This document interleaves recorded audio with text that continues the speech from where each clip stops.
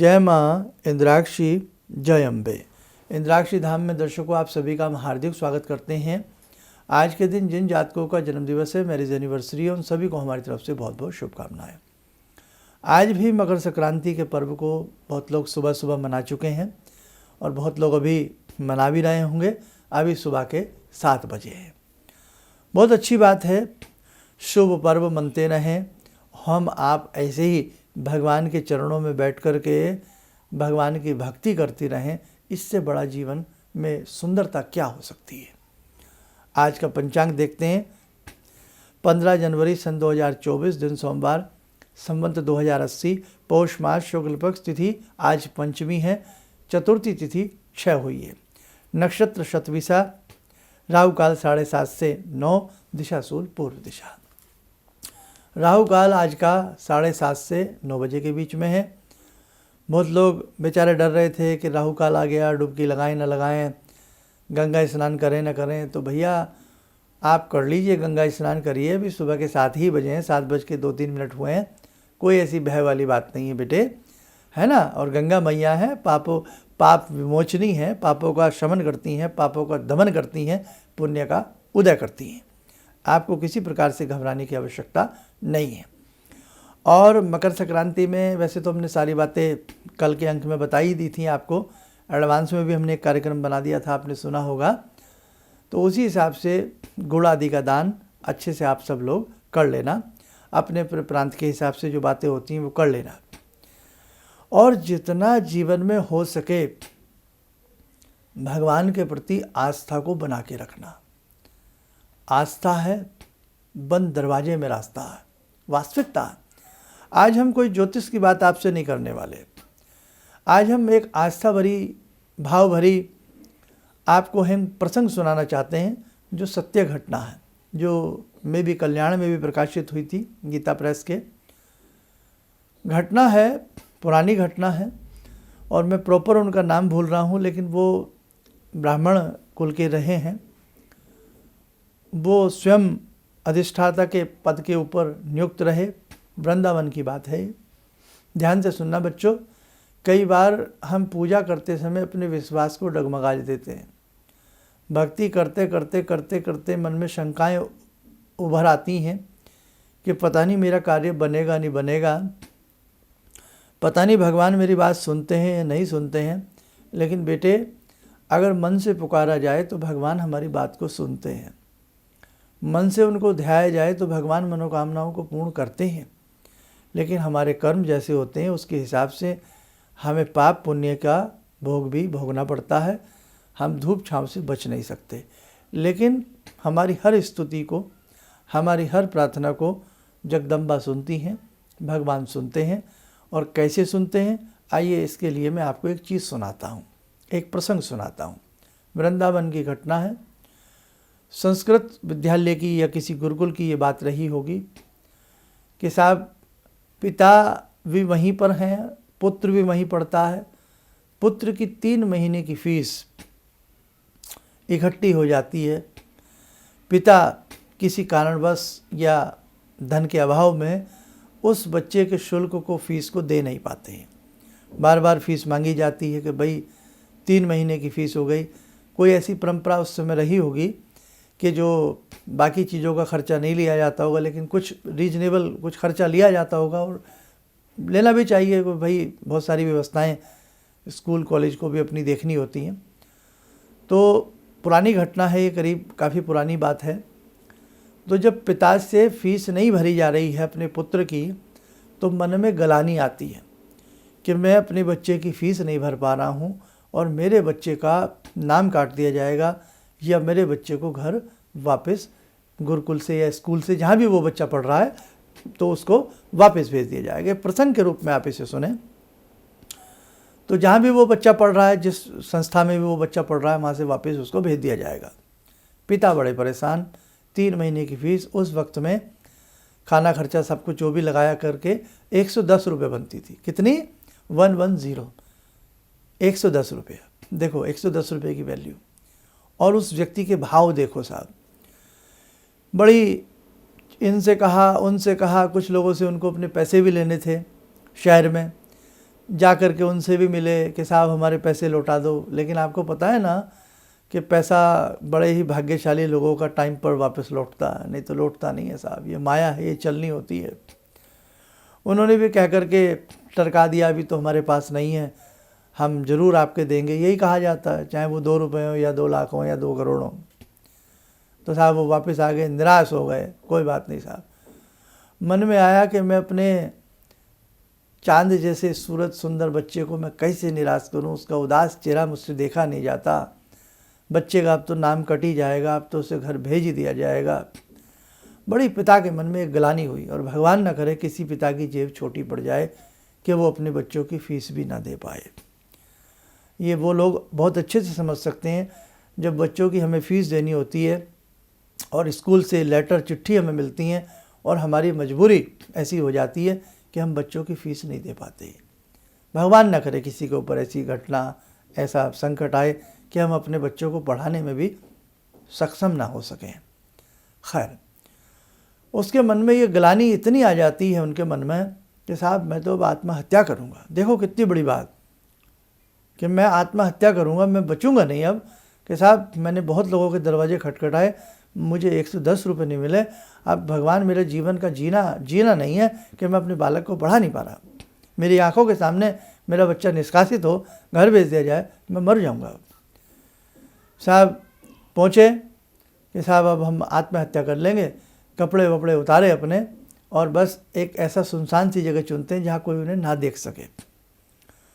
पानी में छलांग लगाने वाले होते हैं, इतने में पीछे से आवाज़ आती है, अरे रे अरे अरे अरे, नाम ले करके, रुको रुको रुको भैया, कुछ काम है आपसे, बाद में स्नान कर लेना, बाद में नहा लेना। बोले अब उनको वो क्या बताएं कि वो नहाने थोड़ी जा रहे हैं, वो तो कुछ और ही करने जा रहे हैं।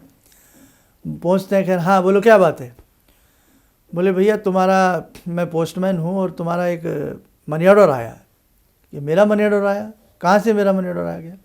बोले भैया चलो जल्दी, नहीं तो फिर डाकखाना बंद हो जाएगा, फिर तुम्हारे कल ही तुम्हें पैसे मिल पाएंगे। बोले अच्छा।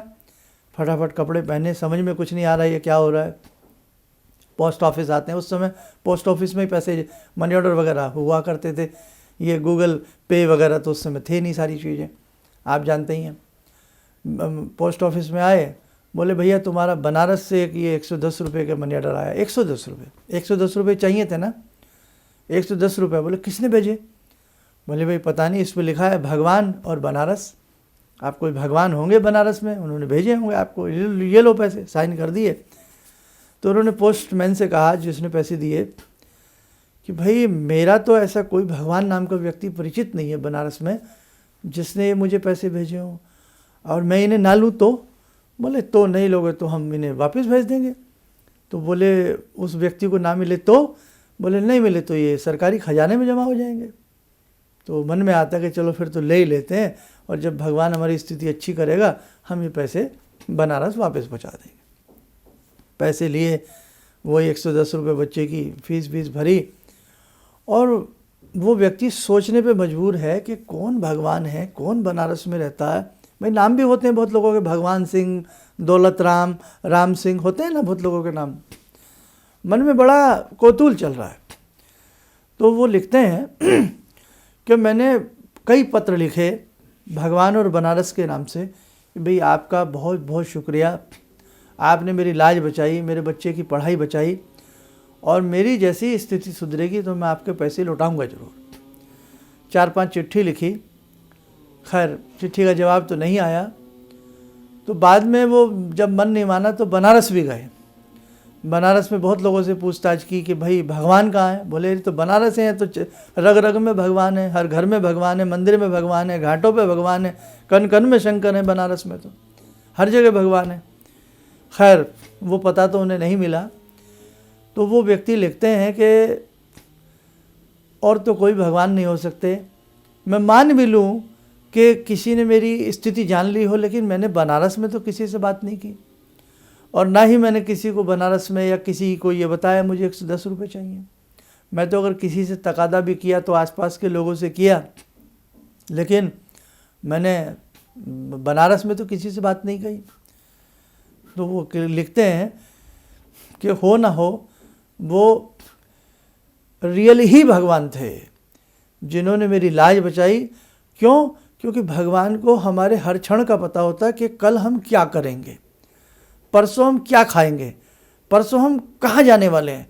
तो भगवान को ही पता था कि मैं पैसे नहीं दे पाऊँगा, मैं मरूंगा और मुझे मरने से मेरे प्रभु बचाएंगे, मेरे भगवान बचाएंगे। तो बेटा, क्या मन को रुदन करने वाली ये भाव भरी बात है कि हमारा मन भरा है आपको सुनाते समय। तो भगवान हैं, और वास्तव में वो बनारस में नहीं, वो हर जगह है। वो आपके घर में भी हैं, आपके अंदर भी हैं, हमारे अंदर है, तुम्हारे अंदर है। वो कण कण में है भगवान, लेकिन हम उस भाव से उन्हें पुकारते नहीं हैं। तो खैर, ये तो एक प्रसंग था और सत्य घटना थी ये प्रसंग के साथ साथ। तो हमें भी अपने जीवन में इस प्रसंग से ये अनुभूति लेनी चाहिए, ये ज्ञान लेना चाहिए कि बहुत ठहरे मन से और स्थिर मन से और शांत मन से यदि हम भगवान को पुकारें तो ऐसा हो ही नहीं सकता कि उनके कानों तक हमारे हृदय की घंटी ध्वनि ना पहुँचे। जरूर पहुँचेगी।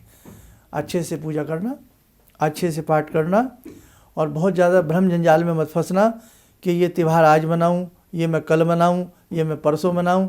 बेटे, जब जागो तब सवेरा। आपकी सच्ची आस्था है तो आप हर रोज़ दिवाली मना सकते हैं, आप हर रोज़ लक्ष्मी का पूजन कर सकते हैं। भगवान श्री कृष्ण जन्माष्टमी में ही नहीं, भगवान श्री कृष्ण को ये नहीं कि जन्माष्टमी पूज लिया अगले दिन भूल गए। राम जी को यही नहीं कि राम जी को एक दिन पूज करके हम चौड़े हो गए। हमें तो भगवान राम की रोज़ पूजा करनी है, हमें भगवान शिव को रोज़ मानना है। इसलिए भगवान नित्य हैं, भगवान शाश्वत हैं, भगवान दैनिक हैं, भगवान हर दिन हैं, भगवान हर क्षण हैं, हर पल हैं। उन्हें मानते रहिए। ईश्वर एक न एक दिन हम जितने भी लोग दुखी हैं, परेशान हैं, सबकी बातों को सुनेंगे, सबके ख्याल को ख्याल में रख करके हमारी पुकार भी भगवान ज़रूर सुनेंगे। बस इस विश्वास के साथ अपनी भक्ति को सुंदर से करते रहना। आइए, समय हो चला है आज पुनः फिर जगदम्बा की चरण में बैठने का। आइए जुड़ते हैं माँ भगवती से।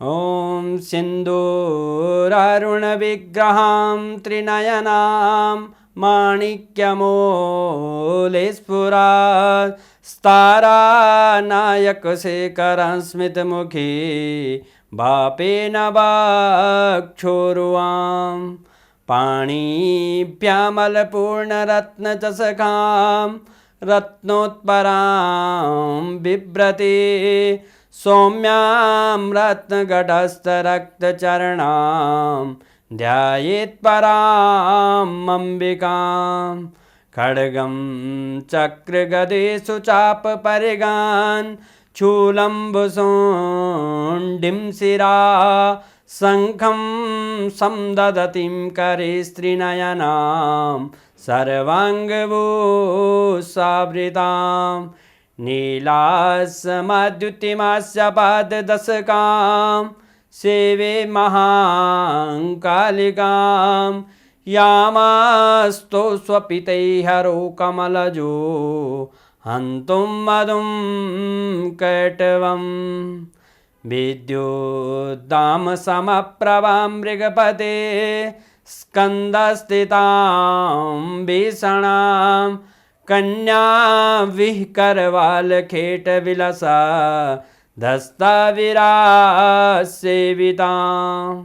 हस्तैश्चक्रगदाशिखेटविशिखां चापं गुणं तर्जनीं विप्राणामलिलात्मिकां शशिधरां दुर्गां त्रिनेत्रां भजे। कवच बना लें, ध्यान करें, जगजननी का शुभ आशीष हम सबके ऊपर बरस रहा है।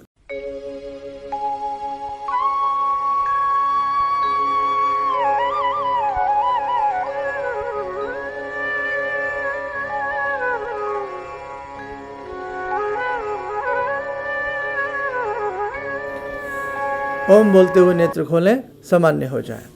बस साधकों, आज तो इतनी ही बात आपसे करनी थी। आप स्वस्थ रहें, सुखी रहें। इन्हीं शुभकामनाओं के साथ हम अपनी वाणी को विराम देते हैं। जय जय अम्बे। मेरी बहुत दिन से दिली इच्छा थी कि आप जैसे कोई मुझे धर्मात्मा पर महापुरुष मिलें और मैं वहाँ जाके जुड़ के और देश समाज से के लिए कुछ कर पाऊँ। कई चीज़ें हैं समाज में, समाज सेवा में भी मन में वो शांति नहीं मिली, जैसे आप समझ सकते हैं कि बहुत सारी गड़बड़ियाँ भी रहती हैं। आज का अनुभव यही है कि मुझे आस लगता है कहीं सही रास्ता मिल गया है, सही मंजिल मिल गई है, जो मैं करना चाहती थी शायद अब मैं कर पाऊँगी। किसी भी समस्या के समाधान के लिए मिले प्रसिद्ध हस्तरेखा एवं वास्तु विशेषज्ञ प्रोफेसर धर्मेंद्र शर्मा जी से।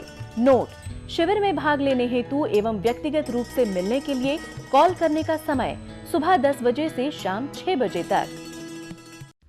हमारे विभिन्न ज्ञानवर्धक कार्यक्रम देखने के लिए आप हमें अभी सब्सक्राइब करें, बेल आइकन को प्रेस करें ताकि आप देख सकें हमारा कार्यक्रम सबसे पहले।